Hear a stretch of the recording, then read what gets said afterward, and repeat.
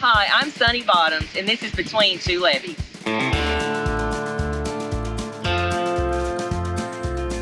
Today, my guest is Dr. Tommy Butts, the University of Arkansas Extension Weed Scientist. Tommy, how are you doing? I'm not doing too bad. Well, good. Surviving the high winds today. Yes, it's a little breezy, just slightly breezy out here. So, Tommy, you talk a little funny. Yes. So, where are you from originally? So I'm from the north. I tell everybody now that I've been here 4 years, I have this weird merger of an accent because of the north and south. But I originally hail from Browntown, Wisconsin. So Sonny, what's I don't think I've caught your last name fully, and then where are you actually from here in Arkansas? I'm Sunny Bottoms. Bottoms, okay. Dr. Sunny Bottoms, because I'm a weed scientist too, Yeah. LSU. But yes, I'm originally from Back Gate, near Dennis. If you were a weed, what kind of weed would you be? Ooh, that's a good question.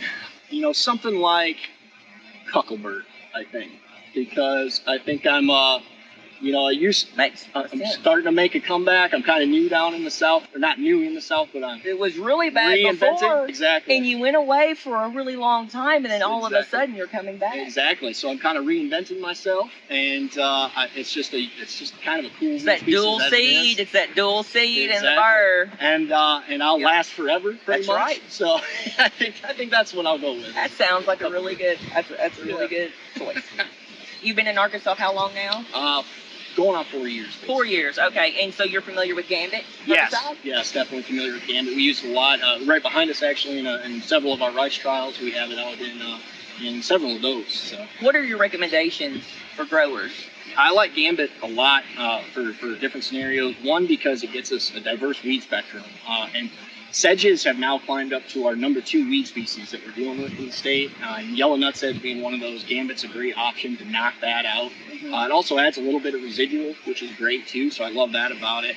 And then just because it has the 2 different sulfuron products in there, it's great to catch a broader spectrum of weeds, which is awesome. A lot of our different broadleaf weeds, a couple different sedges, all those kinds of things. Yeah. It just broadens that scale out and helps us catch a lot of things with just one herbicide, which is nice.